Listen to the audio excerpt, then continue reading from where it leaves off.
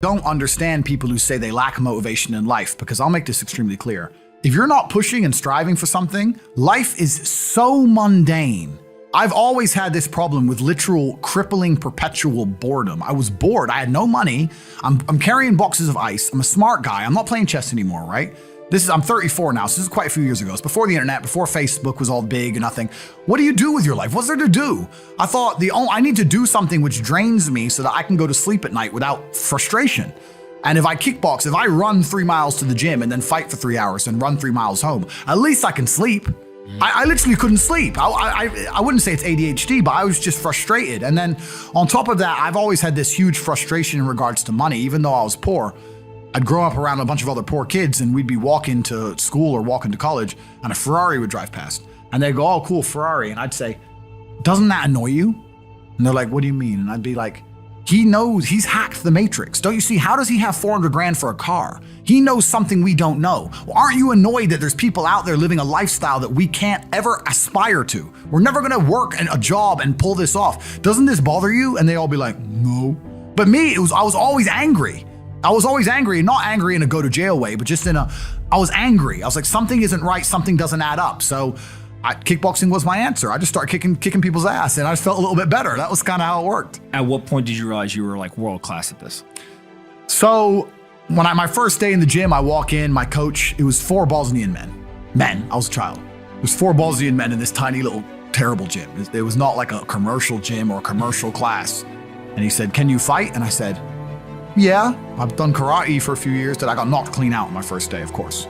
And I guess they expected me to never come back, but I kept coming back. And my coach said to me, "Look," after about a year, he said, "Look, I want to put you into a fight." And he took me down to a town called Southend-on-Sea. And my first fight wasn't kickboxing. My first fight was actually MMA. And it must have been a little bit over a year because I was 18.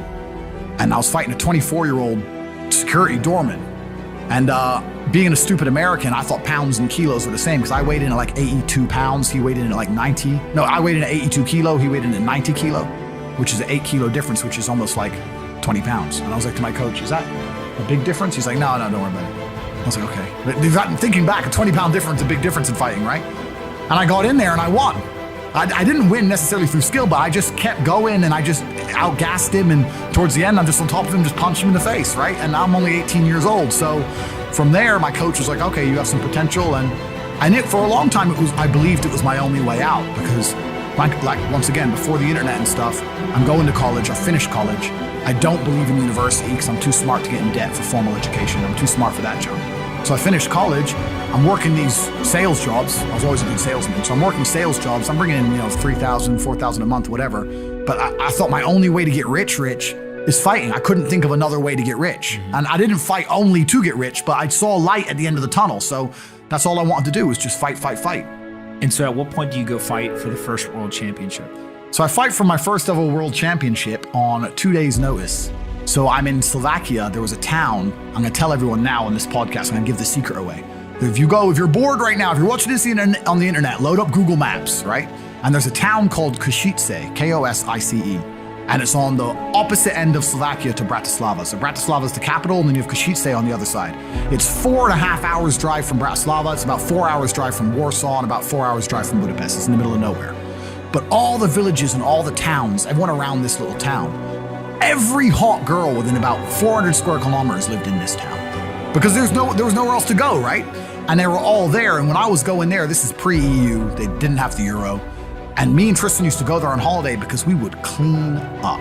And when I say clean up, Tristan's your brother. My brother.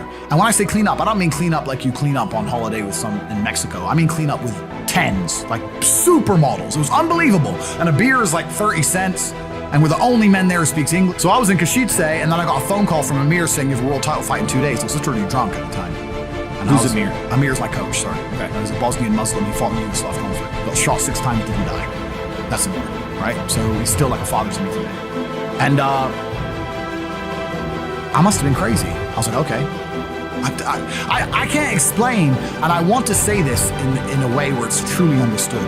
When I say I didn't give a shit if I lived or died, I don't mean that in a sad, suicidal way. I mean that in an empowered, charging at the gunfire.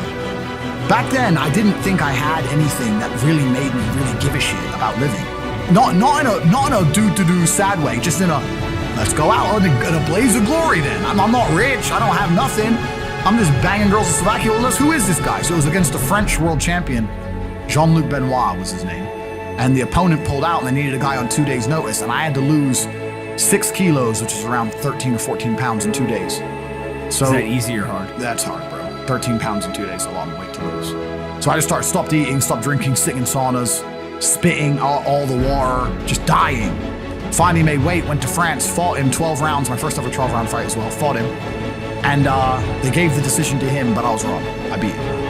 And I beat him. I beat him. I didn't knock him out, but I beat him.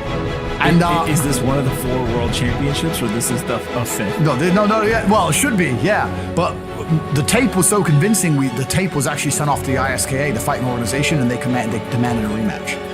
They knew I won, right? Okay. But he's France. He's French. It was in France, and fighting has a lot of politics to it. You have to understand. I mean, UFC is UFC, the real big ones. But outside of the smaller ones, it makes more sense for the French promotion of a French champion. They'll sell a lot more tickets and a lot more pay-per-views with a French champion. So basically, either you knock him out or it's going to go down. It's kind of like that, right? So they commanded a rematch, and I rematched him 7 months later and knocked him out in the 8th, and I became world champion. Okay. Why keep going once you've won? There's always a new mountain to climb. I mean, that's a good question, because that's also kind of the reason I quit. Because it's like, why keep going? Well, there's always someone new to fight, and I'm still not financially where I want to be. And I don't know what else I want to do with my life, so I'll keep going, right? So I fought again, I beat another Frenchman, and then I fought again, I beat 2 Dutch guys to become 4-time world champion. But one day I woke up and I was like, is becoming 5-time world champion gonna improve my life? I mean, I've already do I need 5 belts? How much money do they pay for these fights? $3,000, $2,000. It doesn't even, you need to work on the side. You're giving up all your free time to get punched in the face. Like, it's a terrible decision. Like, I don't know why I decided to do it. But eventually, once I was world champion, I'd get like $100,000 to fight, but I'd give 20% to my manager. Then the UK, with the UK taxes, 40-50% would disappear, and sometimes you only fight twice a year or whatever. I was certainly not rich. I didn't consider myself rich. So you get like 30 rich. to 40% of it. Yeah, and I didn't consider myself rich. Like 30-40 grand chunks, twice a year, maybe 3 times a year. Living in London rents, you need a car. You're trying, like, you're not rich in any way. And that's actually the reason I retired, because I woke up one day and I thought, I'm giving 6 hours a day of absolute focus and energy to this. And I believe I'm smart enough that if I put that much tenacity into something else, I can be a multimillionaire. I truly believed that. I was like, I've realized now I've reached the pinnacle of kickboxing. My choice is either to change over to MMA, which I was offered to do earlier in my career, but at the time, the kickboxing contract paid more money. I had to pay the bill, so I went kickboxing. Change over to MMA, learn to wrestle, change over to UFC, blah, blah, blah. But this is also like 7-8 years ago, where even the UFC didn't pay the money it pays now. But the UFC still doesn't pay that much money, from what I understand. No, if you're like top 5 or champion, yeah. But most of the dudes you're going to see there in the prelims, they're getting 10 grand to fight, 9 grand to fight. It's nothing, right? So it'd be like starting my career all over again. And at the age of 28, I thought, I don't have the gumption to start again. I've been through hell for this. I've broken my hand 8 times. My ribs have been broken. I don't want to do this all over again. So what do you do when you realize that, hey, maybe I don't want to keep fighting? I decided to get rich. What does that mean to you? When you're sitting there, you're getting $30,000, $40,000 kind of net on a per fight basis.